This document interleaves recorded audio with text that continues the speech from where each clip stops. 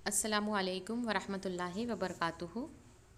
प्यारी तालिबात, हम आपके साइंस टीचर असना फ़ातिमा आज से आपको जो है ये साइंस की तदरीस हम करेंगे।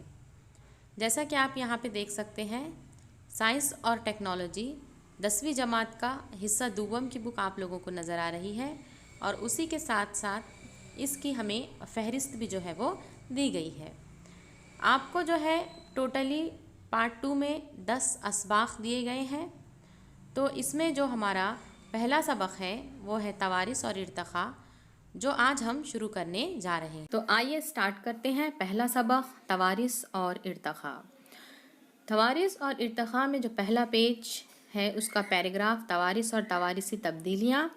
इसमें सबसे पहले हम जान लेते हैं तवारिस का अमल।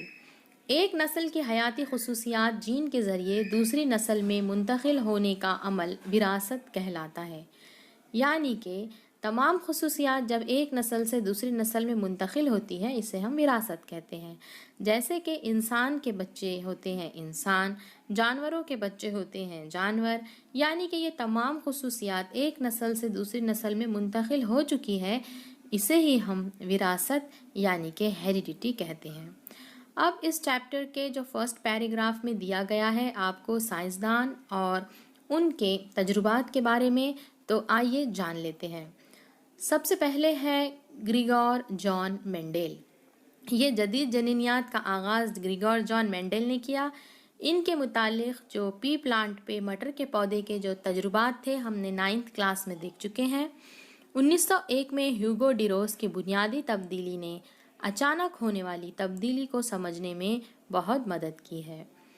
1902 में वॉल्टर स्टोन ने नाकतोड़े के खिलियात में क्रोमोसोम को जोड़ियों की शक्ल में देखा है।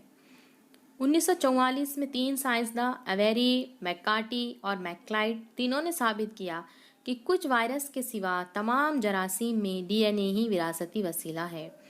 उसी तरीके से 1963 में फ्रांसिस जैकब और मोनेट जनीनियाती साइंसदां हैं। इन्होंने जरासीम के खलिए में डीएनए के ज़रिए होने वाली प्रोटीन की तालीफ के अमल का नमूना तैयार किया और इसी के बाद डीएनए टेक्निक का आगाज़ हुआ। तो ये तमाम साइंसदान और उनके किए हुए तजुर्बात एग्ज़ाम पॉइंट ऑफ व्यू से बहुत ही ज़्यादा इम्पॉर्टेंट है, तो आप अपनी नोटबुक में इसे नोट कर लें। और एक मरतबा फिर से रिपीट करते हैं। मेंडेल ने जदीद जनीनियात का आगाज़ किया। बुनियादी तब्दीली को समझने में मदद करने वाले ह्यूगो डी व्रीज है। नाकतोड़े में क्रोमोसोम की जोड़ियाँ देने वाले वॉल्टर एंड स्टोन है। वायरस के सिवा तमाम जरासीम में डीएनए मटेरियल होता है, ये बताने वाले एवेरी, मैकलाइड, मैककार्टी है। और फ्रांसिस जैकब ने प्रोटीन की तालीफ के अमल का नमूना जो है वो पेश किया था। इसके बाद हम देखते हैं डीएनए और आरएनए में फ़र्क। डीएनए यानी डीऑक्सीराइबोन्यूक्लिक एसिड और आरएनए यानी राइबोन्यूक्लिक एसिड। डीएनए ये दोहरा मरहूला होता है यानी कि डबल स्ट्रैंडेड है, और आरएनए जो है ये सिंगल स्ट्रैंडेड है। डीएनए में एडेनाइन, गुआनिन, साइटोसाइन और थायमाइन होते हैं, जबकि आरएनए में एडेनाइन, गुआनिन, साइटोसाइन और यूरैसिल होते हैं। यानी डीएनए में थायमाइन है और उसकी जगह पे आरएनए में यूरैसिल है। एडेनाइन और गुआनिन को प्यूरिन्स कहते हैं, जबकि साइटोसाइन, थायमाइन और यूरैसिल को हम पायरिमिडिन्स कहते हैं। आरएनए जो है ये 3 किस्म का है, एमआरएनए, आरआरएनए और टीआरएनए। यहाँ पर आप लोगों को टीआरएनए की डायग्राम दी गई है। आप लोगों को होमवर्क में एमआरएनए और आरआरएनए की डायग्राम बनानी है और ये तीनों के ऊपर आप लोगों को नोट लिखनी है।